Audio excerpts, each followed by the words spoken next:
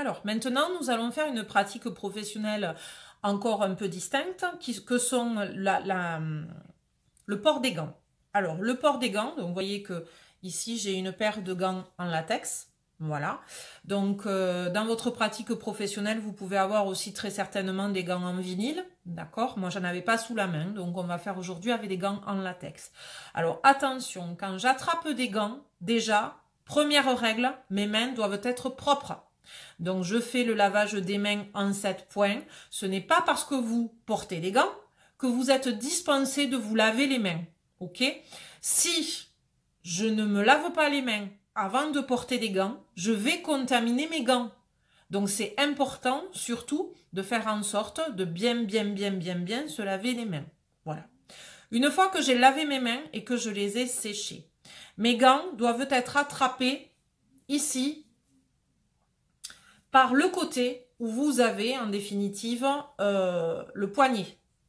D'accord? Voilà. Non pas par les doigts. Donc, premier élément. Deuxième élément, comment est-ce que je mets des gants? Facile. Donc, je prends effectivement ma main, mon gant. J'enfile mon gant en essayant de ne pas toucher le corps du gant à l'intérieur. Bon, les miens sont un petit peu grands. D'accord? Voilà.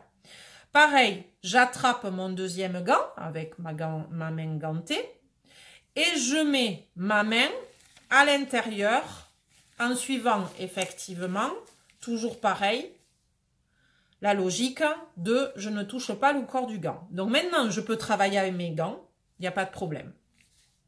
Une fois que j'estime que mes gants ont été salis ou que j'estime que mes gants ont été contaminés.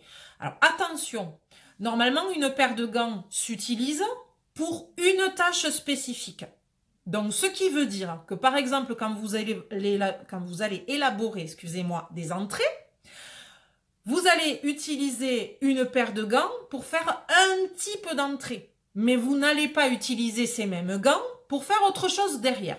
D'accord? Les gants, retenez qu'ils sont monotâches. Voilà. Donc, obligatoirement, quand j'ai fini ma tâche, que j'estime que je dois changer mes gants, qu'est-ce que je fais? Comment je les enlève? Tout simplement, j'enlève mes gants en attrapant ici au niveau du poignet et ici, je tire. D'accord? Je ne lâche pas mon gant de l'autre côté. Vous allez voir, j'attrape ici au niveau du poignet. Je tire. Et regardez, ça me fait effectivement la totalité de mes gants l'un dans l'autre. Et je jette à la poubelle. Là encore, j'évite la poubelle de recyclage. Je préfère la poubelle tout déchet. D'accord? Donc, vous voyez que ici, effectivement, mes gants, je les mets directement à la poubelle.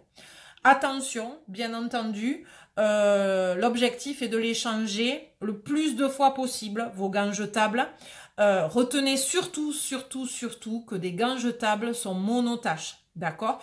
Les infirmières, quand elles utilisent des gants jetables, c'est pour traiter une plaie et non pas toute une série de patients. Donc vous, essayez en restauration de penser de la même chose. Je fais une tâche, admettons, je dresse un dessert, j'utilise une paire de gants. Voilà. Attention, ce matériel spécifique, que ce soit pour les gants ou que ce soit pour les masques, il faut vous dire que les masques et les gants doivent être utilisés systématiquement quand on traite des produits finis.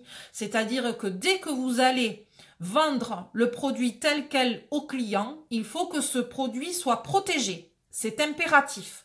Donc par conséquent, quand vous avez effectivement des entrées à prévoir, des desserts à prévoir ou à traiter, il faut impérativement porter des gants et un masque. Voilà.